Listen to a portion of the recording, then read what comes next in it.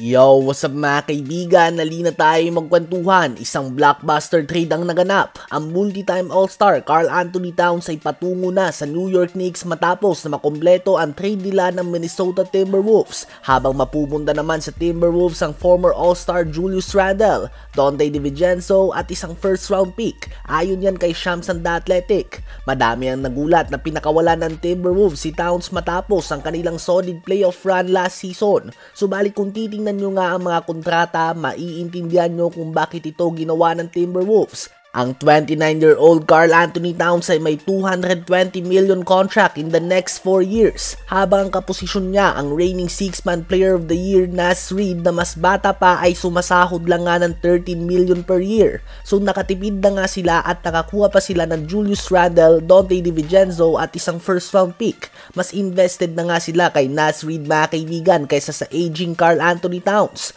Solid trade ito for both sides. Ang Timberwolves nga ay more on mga contract ang iniisip nila, habang ang Knicks naman ay basketball fit ang tinatarget nila. Dahil may Mikal Bridges ka na nga, OG Anunoby, Josh Hart at iba pa na maglalaro ng mga forward spots, hindi na nga nila alam kung saan palulugar si Julius Randle sa team na ito. Kaya naman obvious ang dahilan ng kanilang pag-trade. Subalit medyo nakakagulat lang nga na trinade din nila si DiVincenzo matapos makompleto nila ang Nova Boys nang makuha nila si Mikal Bridges. Ngayon ang Knicks ay may projected lineup ni Jalen Brunson, Josh Hart, Mikal Bridges, OG Anunoby at Karl Anthony Towns sa first 5. Nasa bench din nila sila McBride, Jericho Sims, Chuma Okeke, Campaign, Mitchell Robinson at iba pa. Habang ang Minnesota Timberwolves naman ay may projected starting 5 ni Mike Conley, Anthony Edwards, Jaden McDaniels, Julius Randle at Rudy Gobert. Nasa bench naman nila si Naz Reid, Rob Dillingham, Joe Ingles,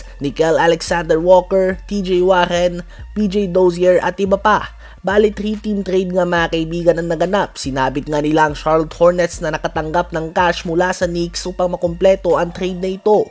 Both teams ay posibleng lumakas. Subalit time will tell nga kung sino ba talaga ang panalo sa trade na ito. On paper ay posibleng lumakas nga ang New York Knicks. Subalit bawal nga ang tatamad-tamad sa depensa kay Coach Tom Thibodeau. Kaya naman dapat ay maging handa na si Karl Anthony Towns dito. Subalit mukhang hindi niya nga talaga in-expect ang trade na ito mga kaibigan. Minuto bago i-anunsyo ni Shams and The Athletic ang trade ay nag-tweet nga nito si Towns na tila ba ay hindi siya makapaniwala sa trade na naganap. Ganun pa man ay done deal na nga ito mga kaibigan.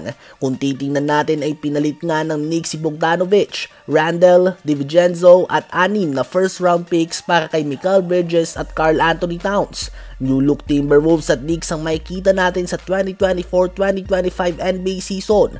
Both teams ay maglalaro sa opening night. Ang Timberwolves ay makakalaban ng Los Angeles Lakers, habang ang Knicks naman ay makakaharap ang reigning champions Boston Celtics. Sino ba sa palagay nyo ang panalo sa trade na ito?